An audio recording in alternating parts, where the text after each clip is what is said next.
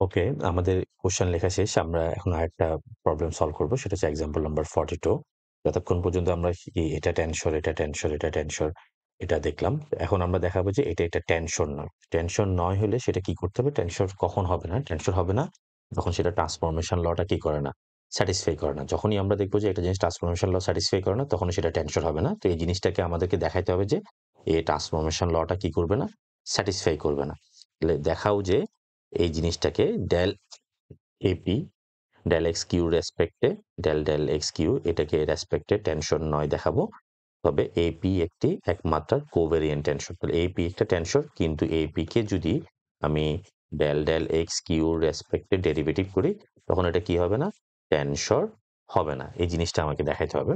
তো প্রথমে হচ্ছে যে এপি যেহেতু, তো আমি সলিউশন শুরু করে দিই। Since AP is a covariant tensor for rank 1, তাহলে এখানে ওদের মতো করে লিখি। এটা হচ্ছে যে প্রবলেম নাম্বার 41 না 42? 42 ছিল। আচ্ছা।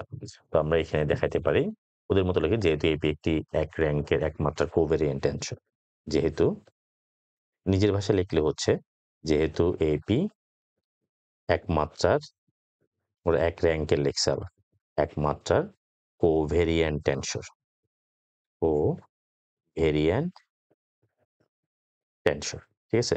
এপি যেহেতু একমাত্র কোভেরিয়েন্ট টেনসর, তাহলে সেটা কি করবে? স্থানান্তর নিয়ম মেনে চলবে। তো আমরা এপি কে দেখি, আমরা অন্য কিছু দিয়ে লিখি, এ বার আই দিয়ে লিখি। তাহলে আইটা হচ্ছে নিচে del x bar i, del x এটা আমরা পি দিব যেন পিটা আসে। এপি এটা হচ্ছে ইকুয়েশন নাম্বার 1। ঠিক আছে?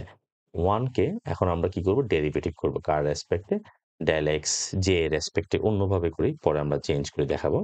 তাহলে 1 কে এটা এক্স, ১ নং কে এক্স জে এর সাপেক্ষে, এক্স বার কোঅর্ডিনেট যেহেতু, এক্স জে এর সাপেক্ষে অন্তরীকরণ করে পাই, আংশিক অন্তরীকরণ, আংশিক অন্তরীকরণ করে পাই।